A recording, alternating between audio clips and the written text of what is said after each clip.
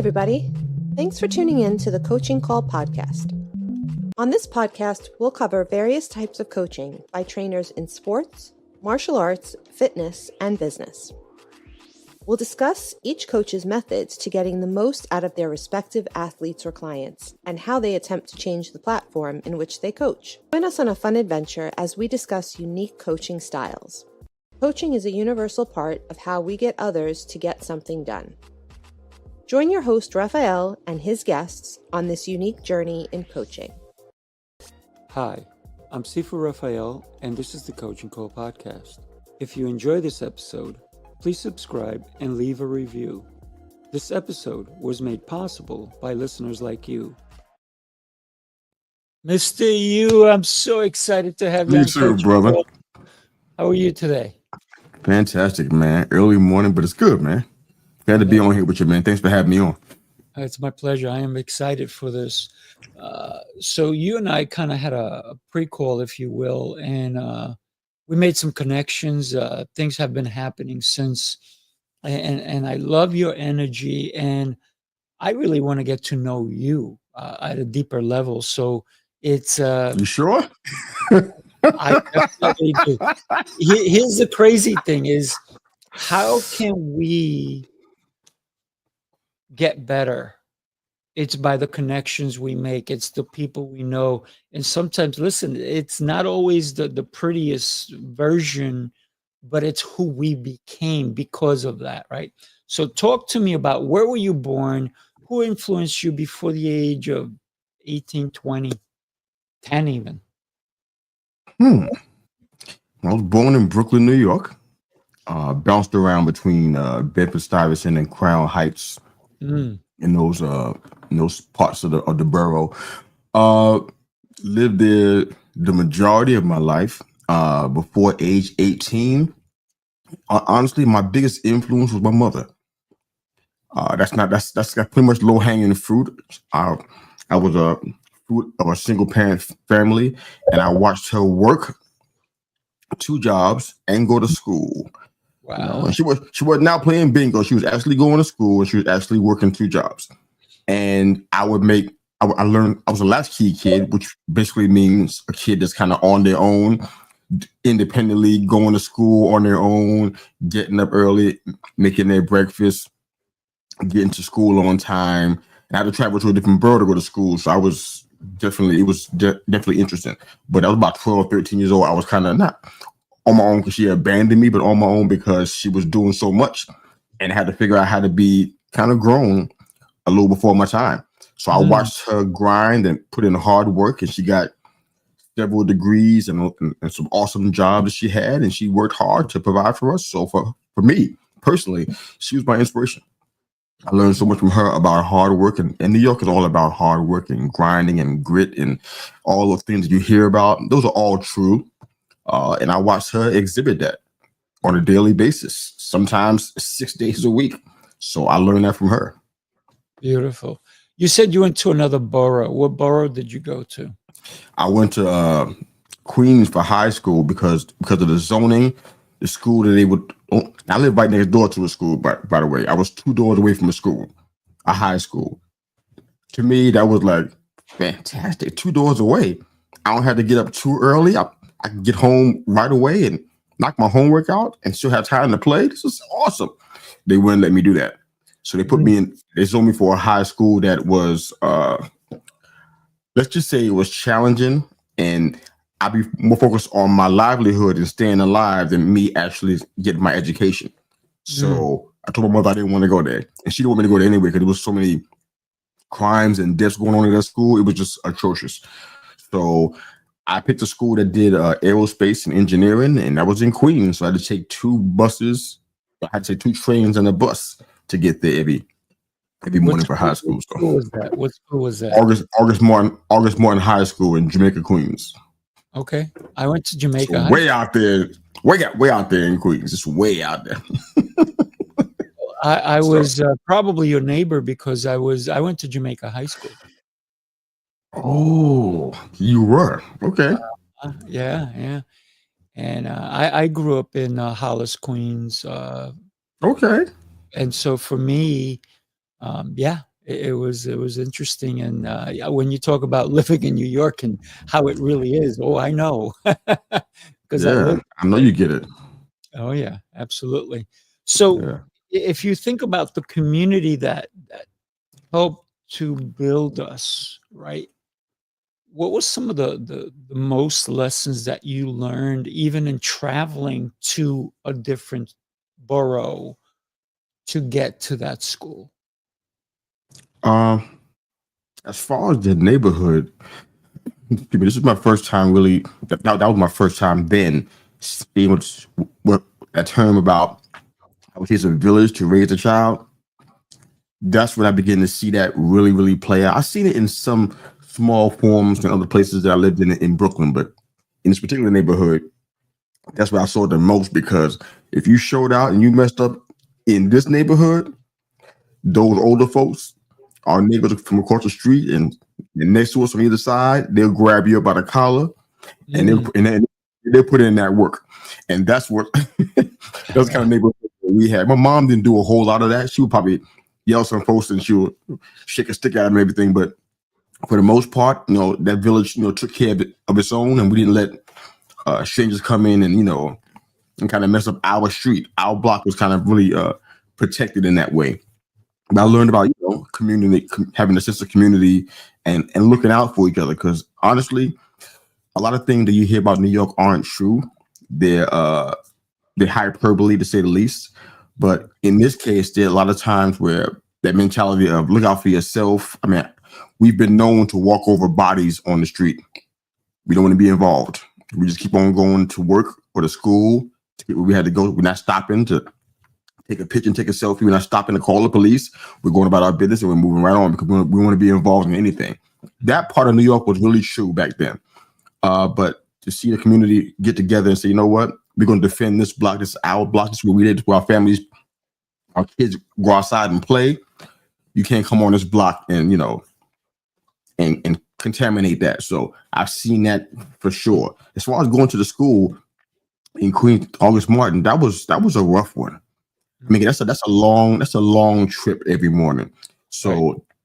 I learned discipline real quick. I mean, two buses in two trains on the bus. Excuse me. You can't mess that up because if you No. mess it up, you're gonna be late. You gotta be. If the trains and the bus is not on time, which is normal, that's one thing. But you got to be on time. You better be at that bus stop. You better be at in that train station when it does show up, so you can be on time. So that was a long one, and then there was a lot of crime in the neighborhood around the high school too. So honestly, it was like a TV movie almost every day.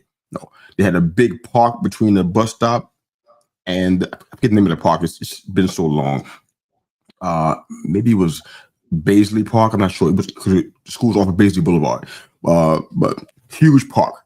I talk about maybe about a 2-mile walk in the park. So that's between the school and the bus stop.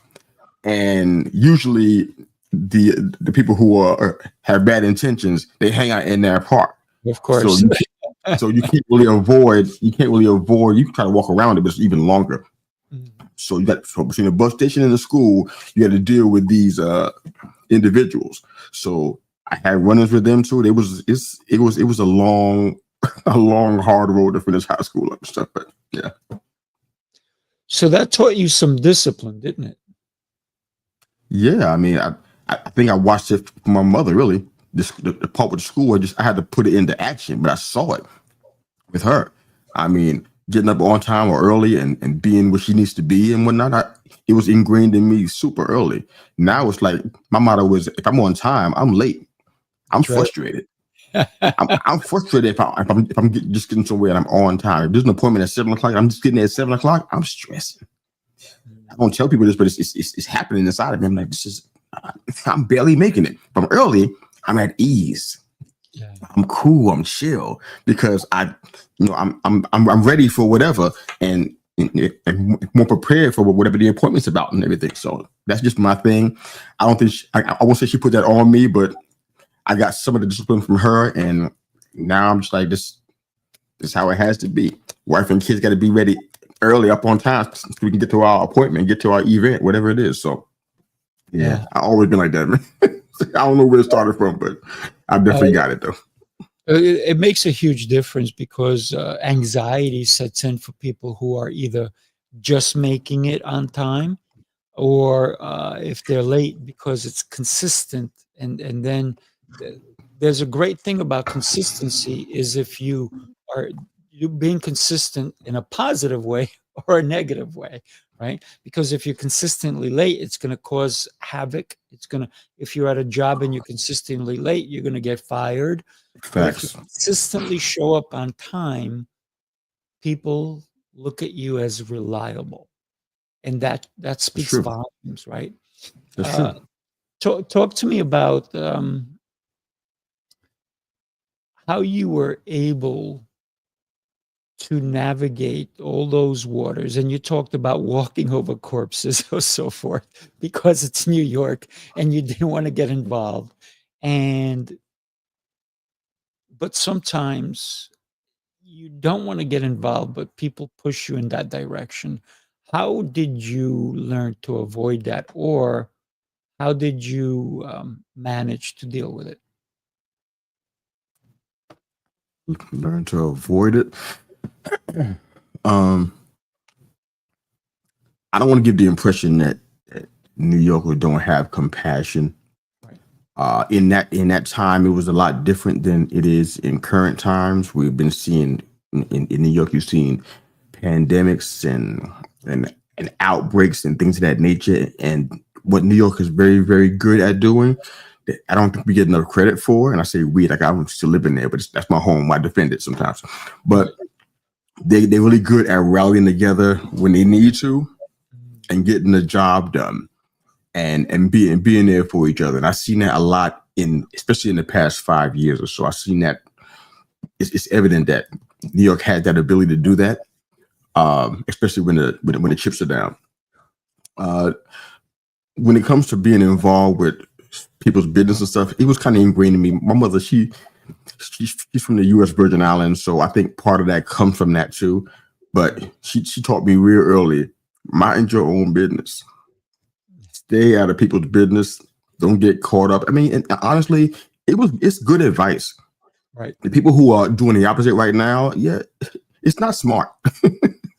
Because what end up happening, you end up becoming a co-contributor or collaborator in something that you don't even have full understanding of what it's about. You just want to try to jump in and defend, and it's stupid, bro. So I learned real early from her, and I thank God for the lesson, because I don't ever want to be in a place where I'm in a situation I didn't think I should be in. A case in point, there was a group of friends of mine, and they were my friends. I mean, I saw some things about them. I'm like, ooh, this is kind of shady, but I still consider them friends, and it is what it is. They had a plan to commit a crime. Me, the way I come up, I'm the voice of reason, I guess, in our little group. When they would do something crazy, I'm the one who was like, now why you want to do that? Tell me why that makes any sense. So I was that person. Well, I was trying to talk them out of doing the crime while they were in the process of doing the crime.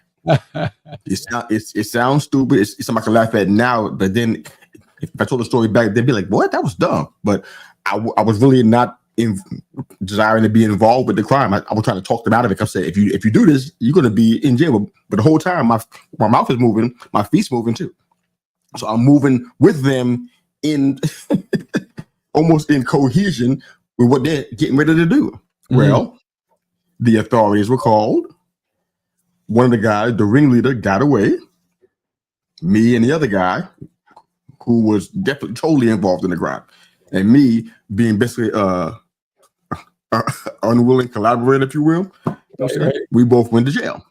And I think the hardest part was when my mom came to pick me up. Now, the precinct was probably about 2 blocks from the house. So she came to pick me up, and she wouldn't say anything to me. And I'm sitting in the cell like, the biggest thing I'm thinking about is not even my record, how it's going to look. I'm a minor, though, but I didn't think about any of that stuff. I was thinking about how am I going to tell her, explain to her what I did and how I embarrassed her. That was my biggest concern. That just speaks to the relationship that we had. And she didn't say anything to me, and it crushed me. it broke me like nothing else. I'm like, man, all she does for me, all she does for our household, and I let her down by getting caught up in this and taking time from what she needs to be doing work wise and stuff to come and pick me up and get me out of jail. Wow. So for me, those are the kind of lessons where I'm like, okay, her advice when I was young was great. Stay out of people's business. Don't involve yourself in things that you don't need to be involved with or you're not invited into. And I kind of just took that with me. So I know I do counseling and coaching and mentoring and all that kind of stuff, but I don't push myself even in those areas. I'm getting your buy-in every step of the way. Is this still good? Should we still be talking about this? Do you still want my help with this? Because if I don't see that, I'm backing away from the table. I don't care what you got going on. I'm not going to put myself and be more invested in it than you are. So, yeah, you made me think of an episode that I had. I told you I grew up in Hollis, Queens, and there was some great musicians that came out of there.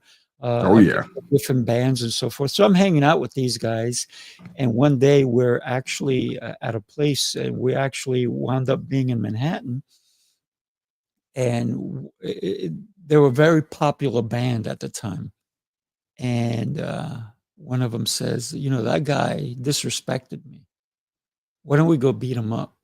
And I said, what do you mean he disrespected you? What did he do? Oh, he looked at me funny. I'm like, and you're gonna sneakers. And you're gonna go beat him up for that? So I'm like, I said, hey, you guys, you go have fun. I'm not going. So I stood away from it. But had I gone, and I don't know what happened, right? Because I didn't even entertain the idea of going. But you're right. It's if we allow those people who we call friends to influence us, it's a dangerous thought or dangerous idea that we need to become true to ourselves, right? And that the lesson that you learned while sitting in that jail is you had to learn to be true to yourself so that you can honor your mom. And I love that you had that moment, even though it was painful. And I'm sure it was painful for your mom, but she probably did the best thing for you, which was let you sit in your guilt. Right? It didn't feel great in the moment, but yeah, I get that. Yeah, absolutely. So talk to me about your after high school. What was your life like? What wound up happening with you? What choices did you make that have led you to who you are today? We can start incrementally going into, because I'm sure there's so many choices and avenues and ideas and even career paths that you've had, right? Sure, there was a whole lot, and we're going to be probably spending a lot of time in the borough of Brooklyn with these stories. So Gotcha. This will be a while before I can get to South Carolina. But during close to the end of my high school time, probably in the mid of my final year in high school, I made a decision that my mother was not happy with. In hindsight, she was right. I was totally wrong.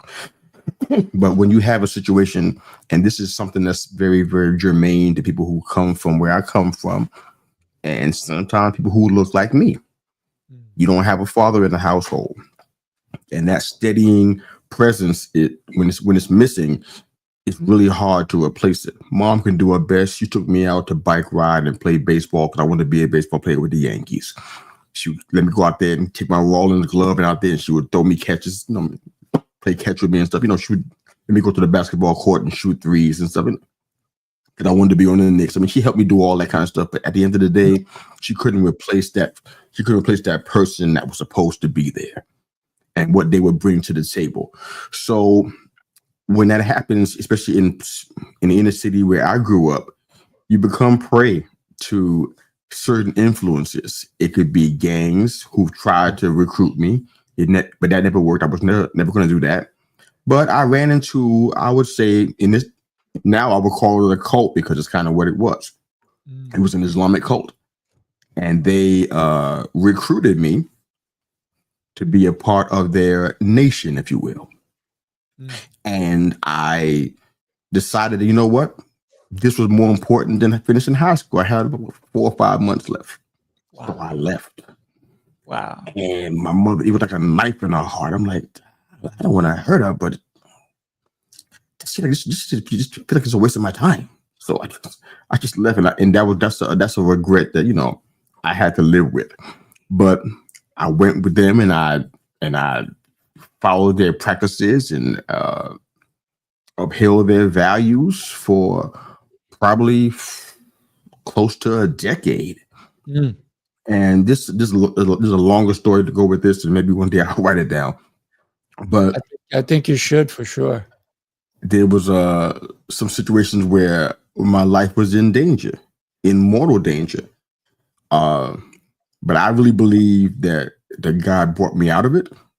It was his deliverance that got me out of it, because I don't think I'd be sitting here if left to their devices and what they was intending to do.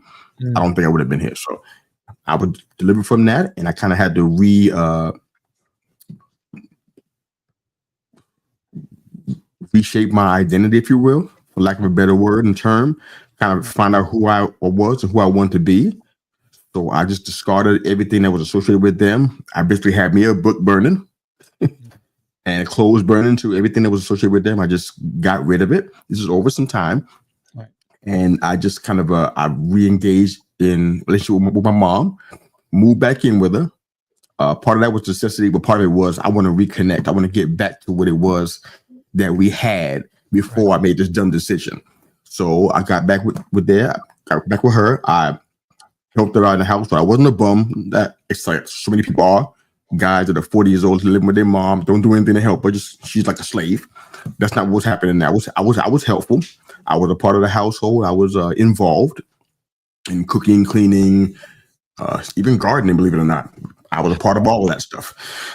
And I just wanted to, make things easy for her like I used to do, So I was basically going back into my childhood, even though I was way older than that, going back into my childhood to try to recapture that thing I thought was special. So I did that for a bit, and I was also doing music at the time. So that group we were talking about, who knows, they might have been the group, but I was a part of this, a part of a singing group. I moved to Staten Island for a few years, 4 or 5 years or so. I moved to Staten Island. I was part of a boy group. It wasn't a boy band.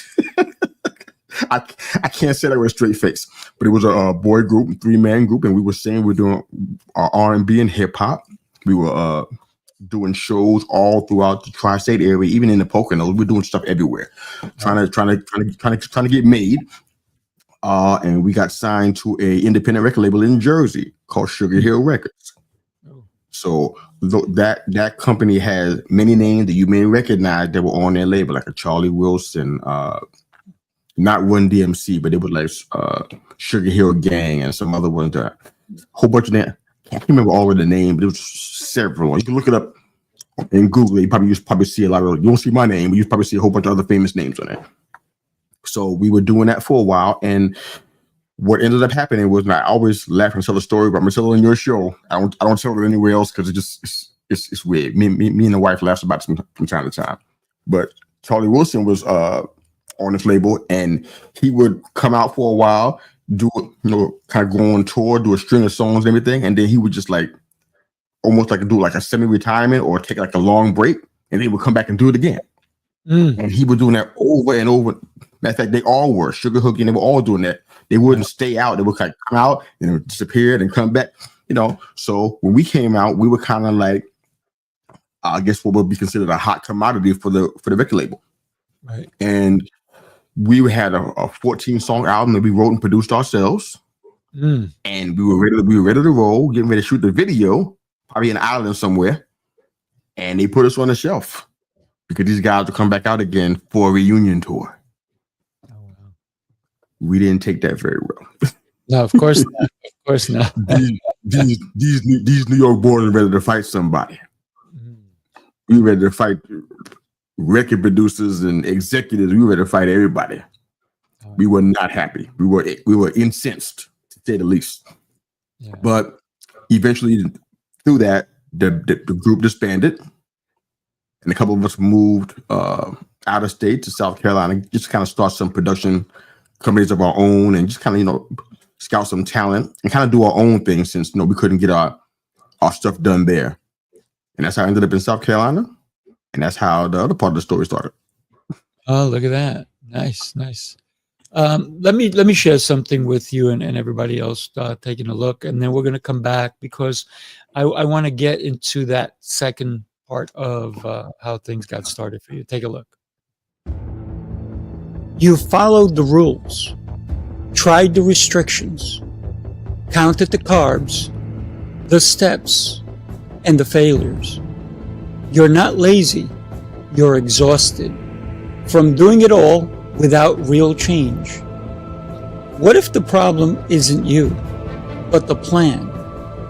Sifu's Mind-Body Method is a 90-day transformation built on 7 unshakable pillars: mindset, movement, nutrition, hydration, fasting, journaling, and faith. This isn't another shortcut. It's your structure, your strength, your reset. You don't need harder, you need better. Ready to begin? Start today. Every day is a new day, right? And guess who popped by and said hi to us? Take a look. Oh, yeah. Emilio, to his favorite people. That's you and me. We're born to risk and ready to fight. That's it, right? That's awesome. Yeah. That's awesome. And there we go. Yeah, he can't. He ain't on YouTube. He can't see that. So it's all good though. Yeah. So when you said you moved to South Carolina, and this is where I guess the next leg of your journey moved on, or where you became better. So let's go there.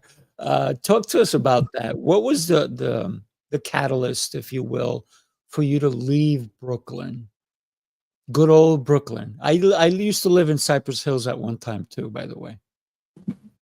I remember all these places fondly. That was not easy. Honestly, if I would say, answer the question, what was the engine that pushed me out of my hometown? Yeah, I would probably call it anger, rage. That was because everything about that place was where I thought I would be. I thought it was for me. I thought it made me better. I thought that my future was there, but I was so mad. And I'm like, this situation is not enough to make you mad. Like I said, something else is going on here. Okay, so they changed their mind about what they wanted to do, and they put you on the show, and they put us on hold. There's so many things that we could have done still just to regroup. It happens to people all the time. In hindsight, I'm saying that now, but in the moment, I'm like, I'm mad. And I want to do something. I want to make an impact right now. And I'm like, this is not normal. But I think anger and rage will push me out of my hometown, away from my mom, away from my little sister, who, that was my buddy right there. That was her best friend. And to leave there was like, I wasn't thinking all the way clear. But the opportunity presented itself for us to do some music elsewhere and to kind of restart. And I just felt like it was worth it. I didn't realize the bigger picture on the back end of it. But initially, I'm like, this is a great place for a fresh start. Moving south was not my idea per se, but it's something I said yes to via a friend who found out was not so much of a friend later on, but story continues. Right. I moved down here. We started doing production work. I rented a house and we started doing production. We rented a building as well to start doing our admin stuff in. Me and the guy that was in the group together. We signed 10 acts to our wasn't a label, it was more like a production contract that I had written up. I did all the drafting on it. Had 10 artists signed to our production. Where that meant that all the songs we would produce for them. They can write them, and we co-write. We'll do all production in our studio, which we had, and then we'll go ahead and promote it, put it out. 10 super talented artists, fantastic. Make some groups, some singles. It was fantastic. It looked really good on paper at first. It was really, really, really good. But through a series of circumstances, I cut out some of the stuff. But I met my future wife, and I didn't really believe in that whole love at first sight stuff. That was cheesy and corny to me. I'm like, that's not who I am. And not having a background in love and marriage and not seeing it played out in my youth, I had nothing to go on beside the Huxtables on the Cosby Show. That's what I had to go off of. That was my in 1984. That was my influence on what marriage looked like. So I met her. We knew each other for 3 months, and we've been married. This August it'll be 29 years. Wow! Congratulations. Thank you, sir. That's so awesome. That changed everything. She was a fervent believer in Jesus Christ. I, grew up Episcopal through my mother. Went to a Catholic elementary school and junior high school because she wanted to keep me off of the streets. That didn't work. But so I was acquainted with who Jesus Christ was, but relationship-wise, didn't really have it. My grandmother was a strong believer, so that was my best example of what that was like. But when I met my wife, I saw somebody who had that same example. It reminded me of grandma a little bit. I was happy to put them together. I'm like, wow, I see something. There's a connection here. But 3 months, and it wasn't really a courtship, but it was definitely a whirlwind romance, if you will. And I began to accompany her to church. Gave my life to Christ, got baptized, got filled with the Holy Spirit, all in 4 days. Wow. So that's my mentality. I don't mess with the stuff. Anybody in our community that we're in together, and anybody knows me, they know I'm gung ho. But I'm after something, I'm going. Go, let's do it. To look behind to find me, I'm gonna be in front of you. Okay, that's just how I roll. But so I did it. So I did that. I never turned my back from that decision that I made in those 4 days. I've been living it ever since, and I've been down here just doing a whole bunch of stuff. Oh my goodness, pandemics, everything. It's been incredible, but it's been good. Yeah. And when you think about, like, I introduced you to Emilio, and boom, you're like, I'm in, because now you're writing a chapter in a book, Born to Risk. And when you think about taking action, right? Because if you don't take action, a lot of times life will pass you by. But you don't allow that to happen, right? You and I both. That's why we're connected too. And I love this aspect of No the way way. we're connected, right?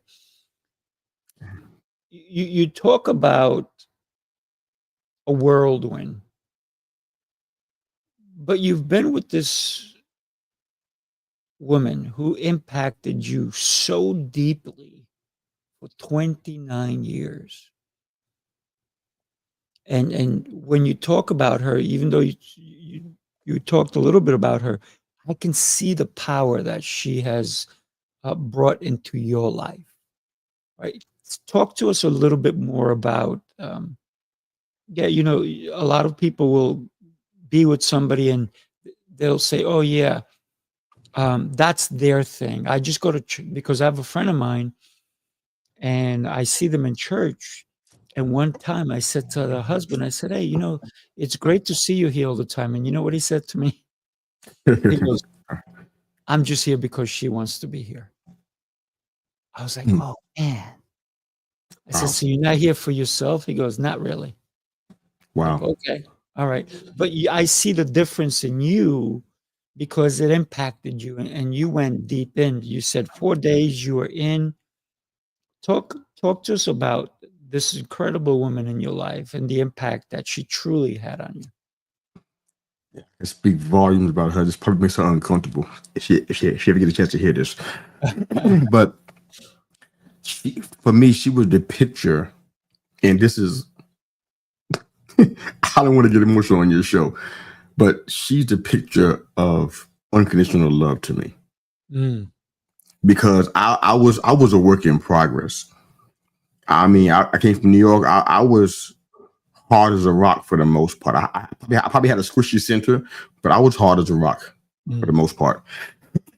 And my mindset about how to raise our daughters and just how I viewed marriage, again, without much context.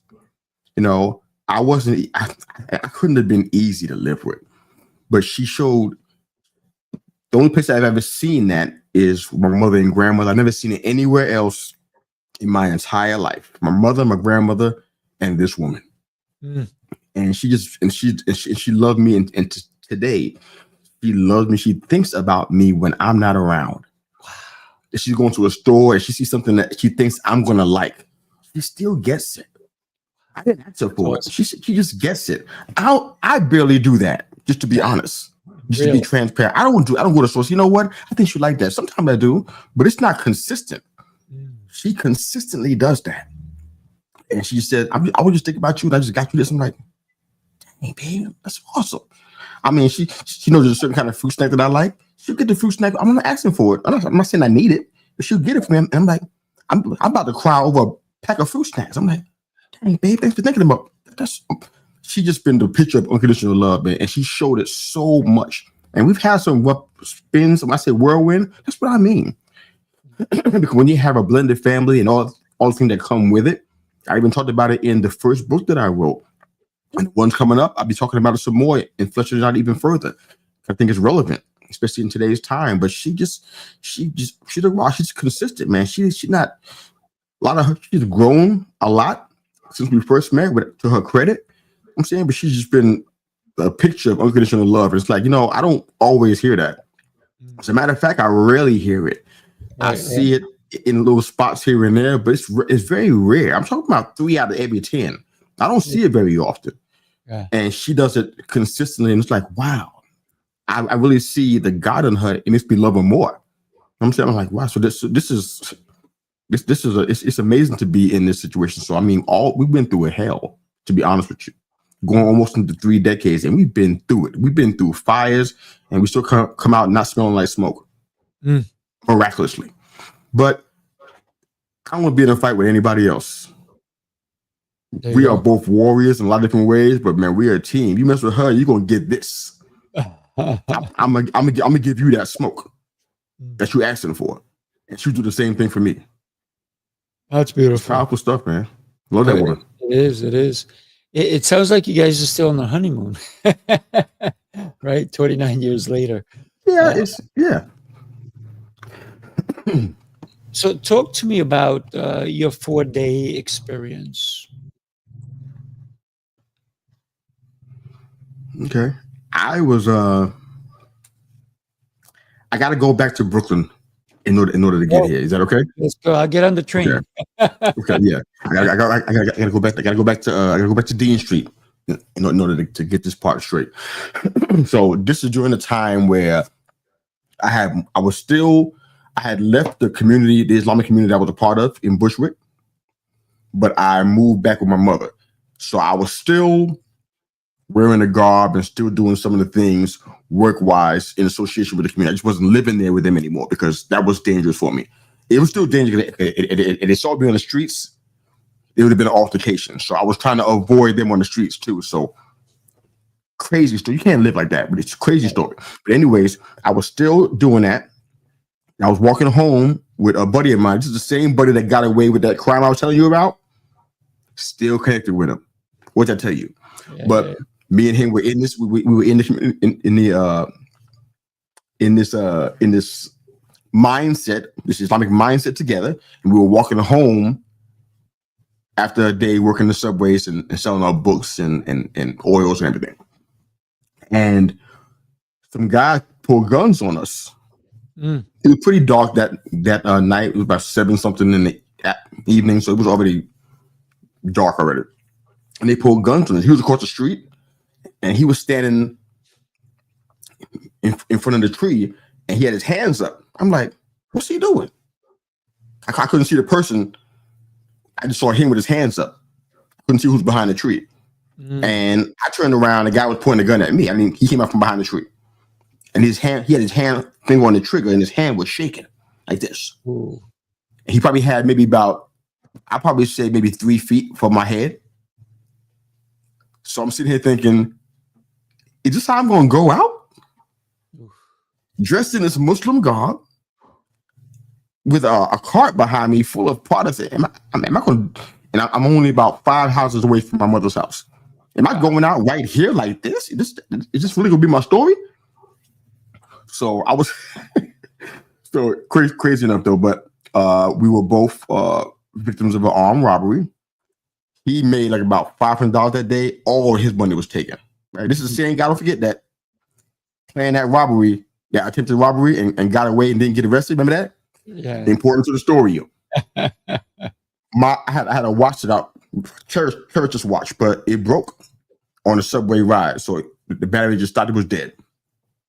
I had money in my pocket. I had about $500, $600 in my pocket, along with a wad of tissues in my pocket and some receipts from that day, from lunch and all that kind of stuff, all in my pocket. That's all that I had. The guy was so scared because of the reputation that we had, that the Muslims had. He was afraid of what could happen, I guess. I mean, I'm just assuming. Right. He put his hand in my pocket and then he ran off. So my friend said, "They took all my money." I'm like, "They did, man. You call your money too?" I'm like, "I guess so." Put my hand in my pocket. My watch was gone. The tissues was gone, but the $600 was still there. Look at that. So I told him about it, and it pissed him off. He was mad because I still had my money. I'm like, "This is my friend." And my mom like, "You mad about?" First off, we didn't get shot. 2, we're not dead, but you're mad because your money was. That told me the motivation. I cut ties with him not long after that. But what my lesson was, I got to my mom's doorstep, and I was like, I was on pure adrenaline. Got to her doorstep and said, "You know what?" I looked up and said, "God, before I go in this house, I'm gonna just, if you're real, I need you to show up in my life. I need you to show me that you're real. I heard about you from my grandmother, heard about you from my mother. That show me that you're real. If you do that, I will serve you. I'll live for you." I went into the house. Didn't see anything miraculous happen. Nothing crazy happened for a while. Right. But when I got to South Carolina, when I left the atmosphere of New York and went to South Carolina, and I got an opportunity to be in it wasn't so much that the church was great. It wasn't that. It was just the experience, the presence of God. I got into that place where I yielded myself and said, "You know what?" And I remember what I said on that doorstep. I said, 'cause I could have been dead before that. I never got the chance to make the declaration that I made, but that was grace that saved me. When I got to that opportunity, they weren't planning to do all this 4-day stuff. I pushed that thing. I came inside there and bogarted the whole situation. I said, I want to get saved today. I want to get baptized today. So you can't do it today, brother. You said us. Let's do it today. So they compromised and did it the next day. And did the whole baptism, whole deal. They compromised and did the Holy Spirit filling. 2 days later, all in 4 days. I was just all in. I'm like, I can't risk being in a situation where I don't know where I'm going to end up if something happens. So I was living like that all the way up until that point. Like, I was living on eggshells. I didn't want to live like that. Yeah. It was more stress and anxiety than anybody should be dealing with. So I was just like, you know what? I need to get myself in alignment. I need to get right. Wow, that's beautiful, man. Yeah. Good for you. So I did push that agenda a little bit, but I needed it. I needed to be cleansed. So those 4 days changed the trajectory of your life. Talk to us about your involvement, because you went deeper. It wasn't just about saving you. You're helping others. So talk to us about the depth that you went into. Okay. Well, like I was saying, I go all in when I do stuff. You ask my wife, we talk about trash bags and we laugh. Like, why's trash bags funny? It's funny because everything that I had in my life after those 4 days that reminded me of anything that had to do with New York, and they were a gift from a friend or a lady friend, anything like that, I put it inside the trash bag. Same day, and I dumped it. No questions asked. People sit from work like, "Oh, that's good. You can sell that." I'm like, not selling nothing. I'm getting rid of all of this stuff, everything. And I was like that. I tried to put my couch inside. That couldn't make that fit. I was really that gung ho about it. That guy I was telling you about that I was in the music group with, that we do production with, I left him holding the bag for all that stuff. I said, I don't want to be in a production company no more. He said, why? Now I explained to him about my conversion, and he essentially spat on me and told me called me names and said that me and my wife ain't gonna make it, and just went on and on and on, just tried to curse us, you know. And I said, this is what I'm going to do, and he should know me better than that by now. I'm gonna do what I want to do. But left him with a production company, left him with all of the contracts, all the artists, all of the music, the building, left him with everything. The house that he was in, he couldn't stay in no more. He had to go somewhere else. He couldn't stay there. I left that too. And I said, I gotta go all in, or this is not going to be viable. I gotta give myself to him, to the whole, not my friend, but to God, the whole situation. So I changed everything. It was radical. I guess I'm a radical person deep down inside. This introvert got some radical in him, you know. But I just left everything. I cut stuff off. I cut some people off. I'm like, you ain't good for me. You got to bounce. So there was a lot of that going on. There was a lot of radical stuff. I mean, some decisions were like, okay, you getting crazy, but a lot of it though, I had to do it. You know, I had to move forward. So I went all in, like you was intimating. Went all in. I was serving at a high level. Perhaps I was doing too much in the ministry. I can own that part, because I was definitely doing 7 or 8 things for sure from the beginning.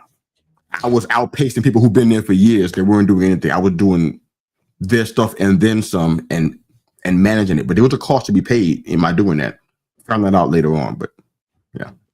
So you basically you reset. You got rid of the baggage, and you said something really important. And a lot of people don't realize that.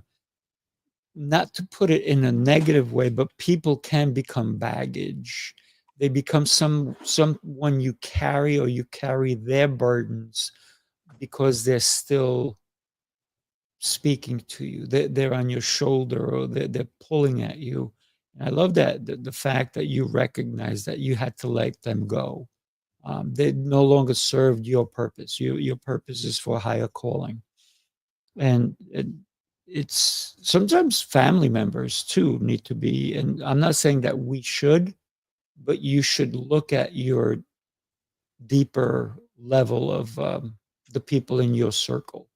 This is why I created Sifu's Mind Body Method, because it's a detox.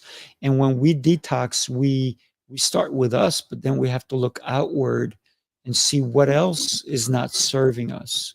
Is it the food? Is it the people? Is it my circumstances? Is it my atmosphere, my community? Because we need to align with what God has meant for us to be. And I love your purpose and your mission.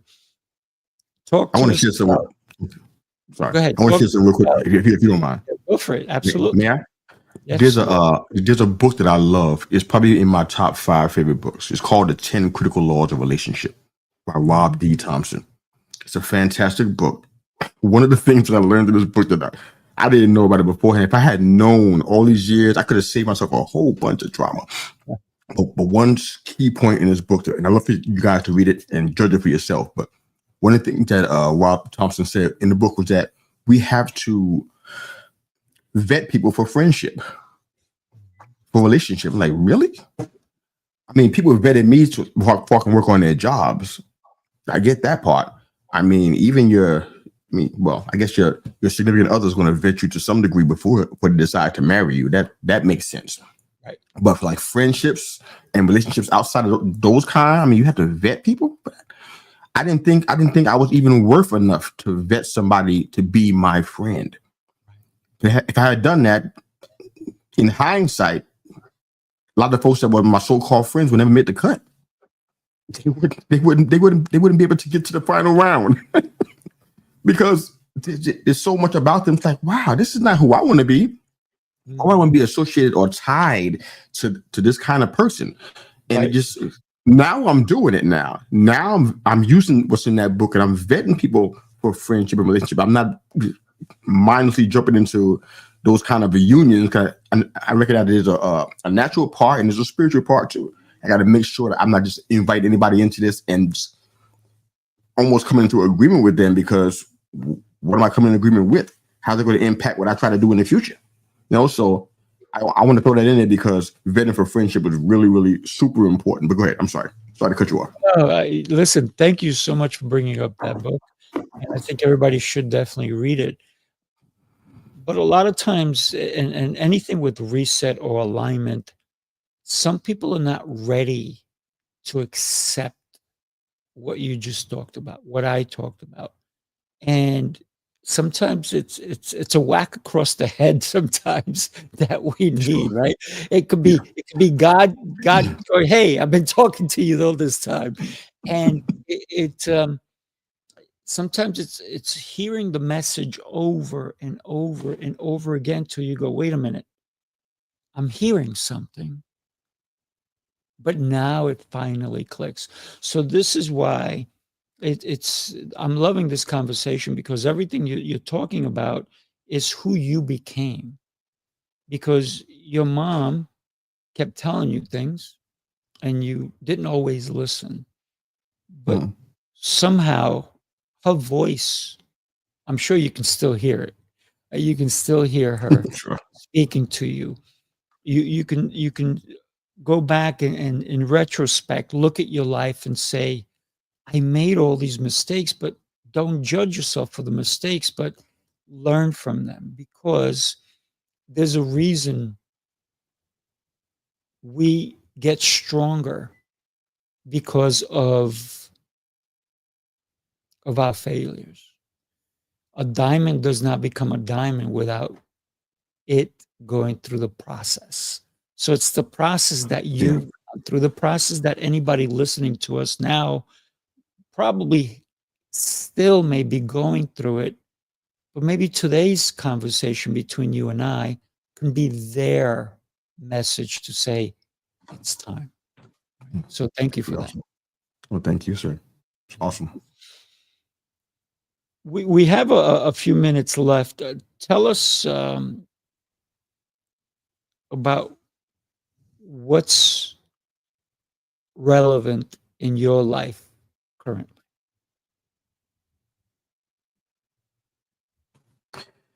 You cut off on a little bit on the end, and so I didn't catch the last. But you asked them what's relevant in my life. Yes, lately. I apologize for that. Okay, it's okay. Did a few things. My wife and I are the directors of a nonprofit for children. The three pillars of what we're trying to teach are reading and financial literacy, and to teach life skills to these young kids who don't know how to connect. They don't know how to function socially. They don't know how to respect the opposite sex, things like that. We want to try to teach those things to them and kind of help us make a stronger generation, but do it early enough in the process where hopefully it'll stick. So that's one of the things that's big for us right now. This is a new realm for us, so we have no idea what we're totally doing. But we're looking for support through our website, through donations and stuff, and we're going to be having some funding and programs and all the things that nonprofits do. But we're just kind of excited about that. I think one of the things that's important to me, and we talked about it offline before, just the podcasting journey. This is it's relevant. If I just say podcast, people are like, oh yeah, I got a friend who does a podcast from his mom's basement. Yeah, that's not what I'm talking about. This is a mission for me to do this. And as a self-professed introvert, the idea of having my voice and my face on top of that, flowing out here where people can see it around the world, yeah, that's I'm not excited about that. The introvert in me is screaming right now saying, why did you decide to do this? But it's really relevant because I'm meeting so many people. I'm hearing so many compelling stories, and I'm learning so much about others and in getting new perspective of my own life. I'm hearing these stories. I'm like, wow, you thought you were the only one, so it gives you perspective. Like, you know what? It's not all about you. People are dealing with things like yours, situation like yours, and even worse. And look how they're handling it. Look how they're overcoming. So it's a story of, these are conversations I'm having on the interview show are stories of resilience and courage and overcoming audition and recovery and just so many great stories. And it's rounding me out. It's making me see my life differently. I'm more grateful since I started doing this show than I have been. I'm more appreciative for what I do have and the people who I have in my life. I mean, it's been fantastic. So the podcasting journey, there's a lot more to it. I'm getting to share compelling stories and stories like what I'm talking to you about. I'm sharing them on our show, Inspiration Station, so people can kind of hear, some of these incredible messages and stuff. But those are the things that are relevant for me right now. There's a lot of stuff coming up that I can't really announce yet because it's not fully in play yet. But those are the two areas that are the most relevant for me right now. I'm just excited to be doing this. I'm excited to be able to kind of, in a way, come out of my shell and be transparent, be authentic. And from what I'm hearing, it's helping people. People are being touched by it.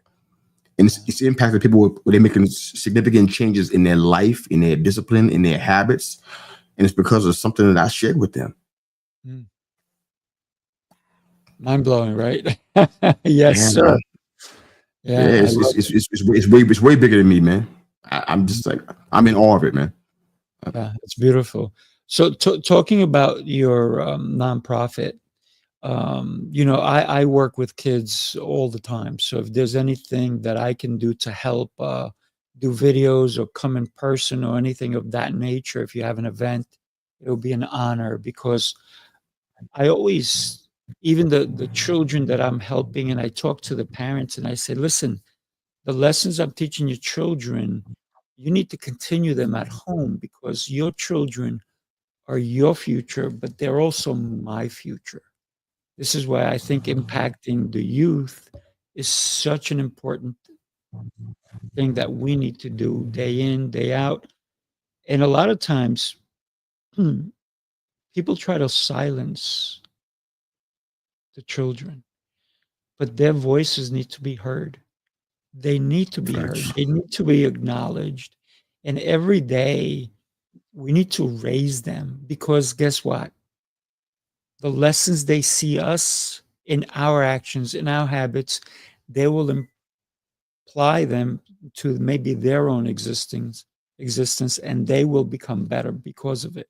So every day we need to impact children.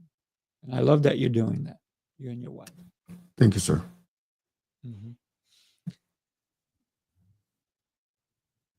Mr. Yu. And here's my last question. And we talked about it earlier. Your name, it came about. Now tell us. Well, my name is Yusef. I didn't have a whole lot of problems with that when I was living in New York. People seem to get that. I think there was enough of it in names like going around where people can figure it out. And besides that, New York is a melting pot. You got all kind of different cultures. It's, you hear all kind of names and you adapt and you learn linguistics and you figure it out. When I moved to South Carolina, however, people couldn't figure it out. I don't care if I was in a department store, a grocery store, walking down the street, at a church, et cetera, et cetera. Every day was a tutorial on how to say my name. Honestly, I was frustrated with it. I was frustrated with it from the beginning, but I held on as long as I could. I'm like, you know what? It's okay, man. You can just call me you. And no, I want to learn your name. I'm like, but we don't have time for you to learn my name today. I'm just here to get some potatoes. I ain't got time to be here all day. So you can call me you. It's totally fine. It's no offense. It's fine. You can call me you. No, I want to learn. Like, just call me you, please.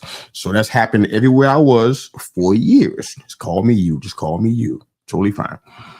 And I don't know if it started with the children of some people in our church community. I'm not quite sure that's where it started, but children and adults started calling me Mr. Yu. I didn't plan it. I didn't tell them to do that. It was just something that they did. Hey, Mr. Yu, say hi to Mr. Yu. Then they tell the kids, say hi to Mr. Yu. It's like they would just do that. It's like, okay.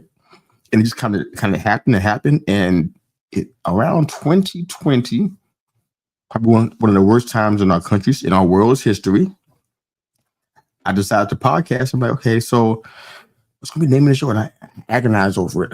What am I going to call this show? I want a corny name because I would hate it every single day. I'm like, it can't be something corny. I'll tell you the truth, I don't remember how it even came about. But somehow They Call Me Mr. Yu became the name of the podcast and now the brand of our podcast shows. So I just kind of felt like it was a conglomeration of people just, not saying my name correctly. So I said, call me. I tell folks all the time, Yusef it means a specific thing. So if you say Yusuf or Yusuf, you change the meaning of the name. And the meanings are not acceptable to me. The other meanings, so you got to say Yusef or you change the meaning of my name. Right. So they couldn't say it. So they just call me you. Just call me you. And somebody added a Mr. to it. I don't remember who it was. So it was Mr. Yu. I'm like, I'm not going to name this show. I don't know if my wife said, I don't know who's it, but somebody said they call me Mr. Yu. I'm like, that sounds. At first, I was like, that sounds like it's about me. This show's not really about me. I'm gonna share stories, but I don't want this to be about. I want the focus. Introverts don't want the focus to be on them. Introverts hate that. I don't want that. But it stuck. And I tried other things. I was writing stuff down. I was using paper all over the place, writing down different names, but it wasn't sticking. They call me Mr. Yu. I love it. And now I hear from people all saying, Mr. Yu. Really? Now it's annoying, but it's okay. Now you're used to it, right? You're used to it. Oh, yeah. I still roll my eyes from time to time when certain people say it. Like, I'm like, oh, brother. Okay. Yeah. No, listen, it suits you. It's the name of your podcast. Everybody go take a look at this podcast, right? Thank you. Mr. Yu, you have 45 seconds. Tell us what somebody can expect when they go to your website. I'm going to have it scrolling at the bottom and they can engage with you. Go ahead, my friend. I believe it's going to be impossible for you to go to that website and not find an episode specifically crafted for you. I think it's impossible. There's over 450 episodes there. And one thing I want to do is make sure that we honor one of our mottos that we started the show with. We call ourselves the all-purpose pod for an all-purpose life. And that's how we open up most of our shows. We're the all-purpose pod for an all-purpose life. Whatever you're dealing with, whatever you're going through, whatever your background is, whatever your challenge is, there's an episode on this website or on your listening platforms specifically tailored toward that. So I always want to stay diverse who I interview, stay diverse with the topics that we talk about on Inspiration Station. I want to make sure we covered as much as we could because somebody that's listening may need a specific thing. And I believe that you'll find it there. So if you don't mind taking the time to take a little journey, you'll find something specifically crafted for you personally that'll bless your life. So do yourself a favor. Go to it. I'm actually going to put it in the chat. So everybody take a look at this. If you don't, this way you can click on it, right? So I'm going to put in the chat and go ahead. You can click on it. It's easy enough. And this is what it looks like when you go there, right? Thank you, sir. Appreciate you. Easy enough.